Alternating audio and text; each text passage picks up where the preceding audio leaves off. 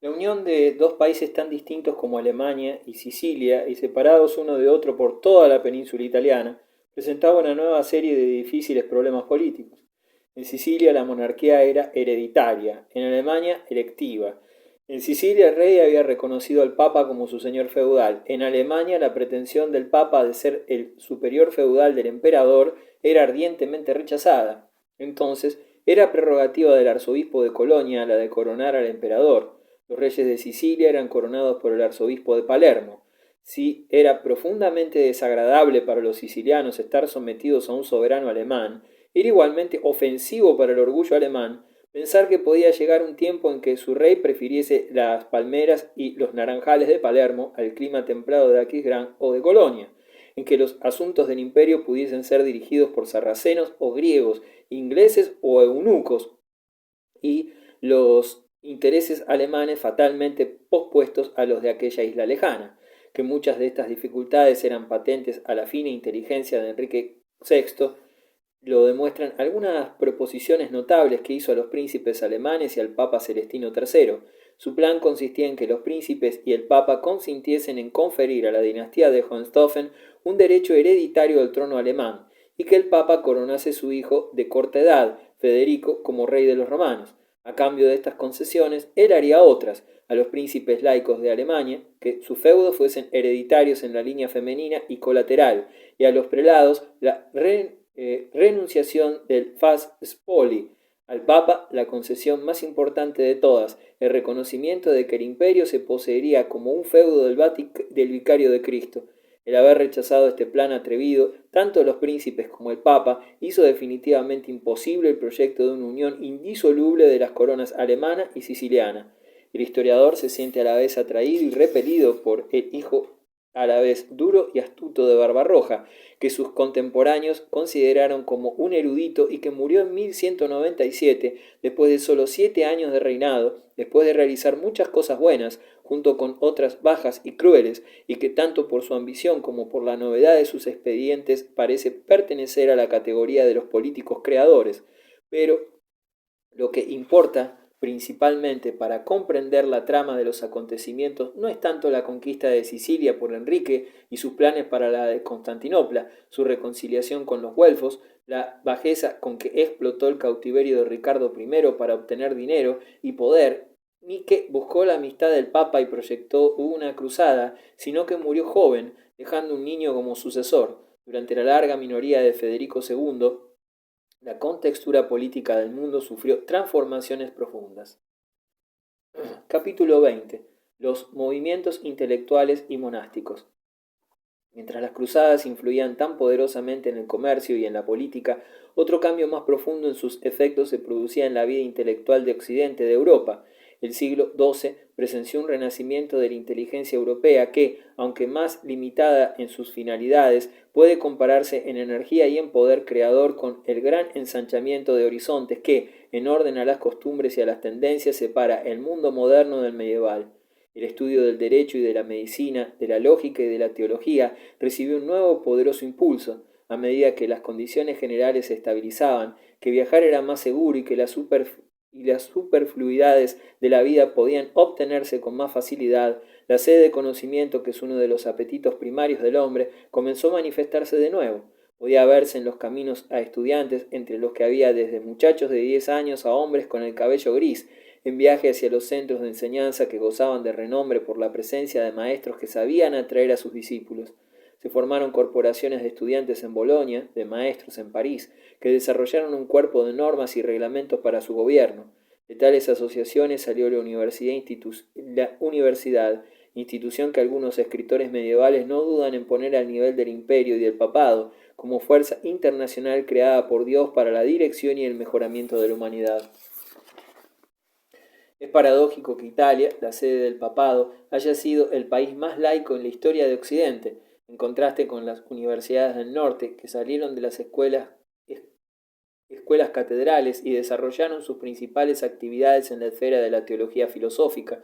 Las universidades de Italia fueron fundadas por elementos seglares y sus preocupaciones, aunque no exclusivamente, se referían a estudios también seglares.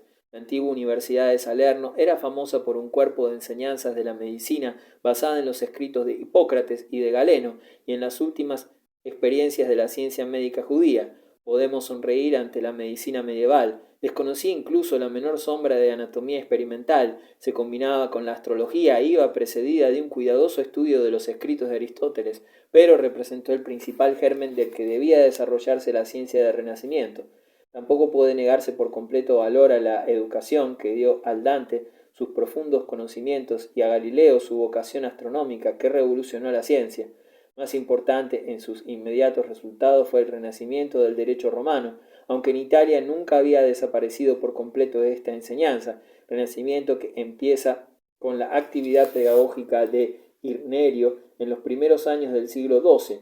Los comentarios medievales de Digesto, aunque excesivamente eruditos y sutiles, eran apenas más científicos, ya que le faltaba el fundamento histórico que la ciencia contemporánea del cuerpo humano.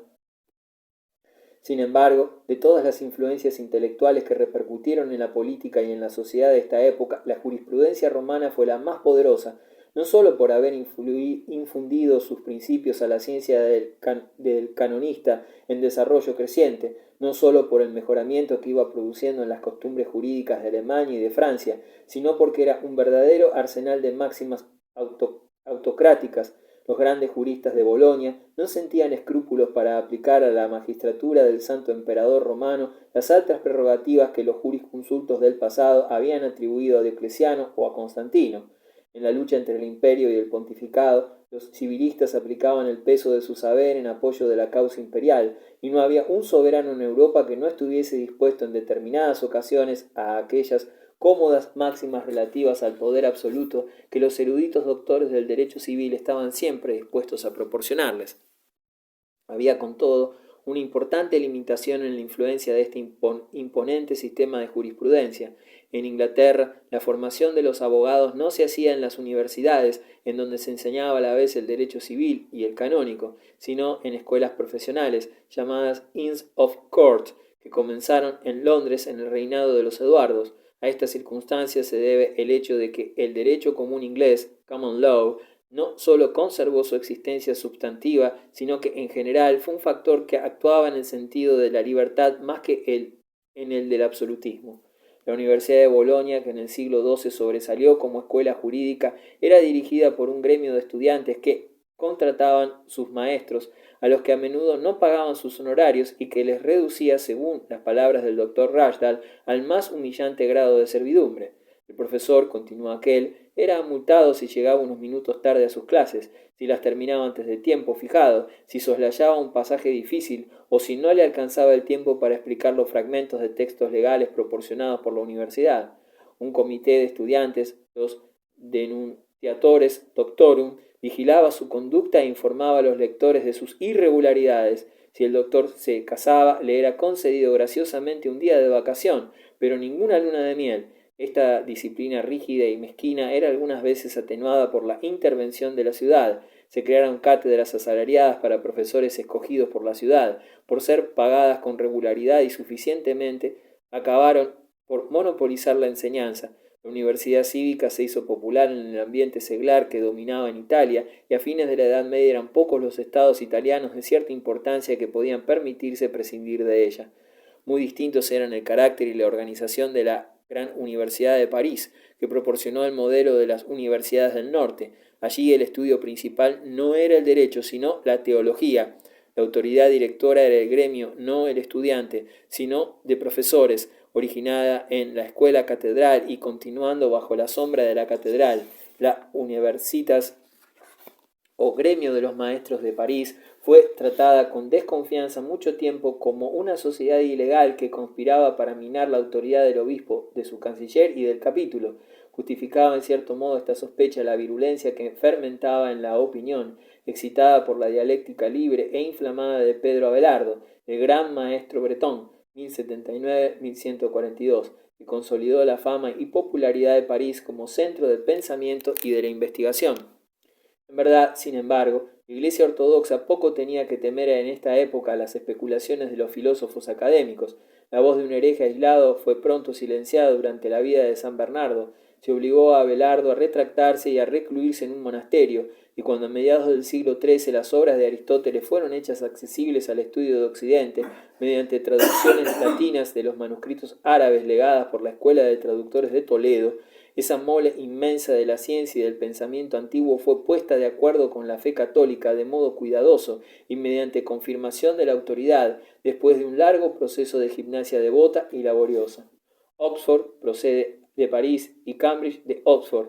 Si recordamos la vida turbulenta de esas primeras reuniones de estudiantes y maestros de las que salieron las universidades, debemos excluir de nuestra imaginación la idea de imponentes edificios, de colegios, de bibliotecas, de salas de lectura, que ahora dan a una universidad su concreción espacial.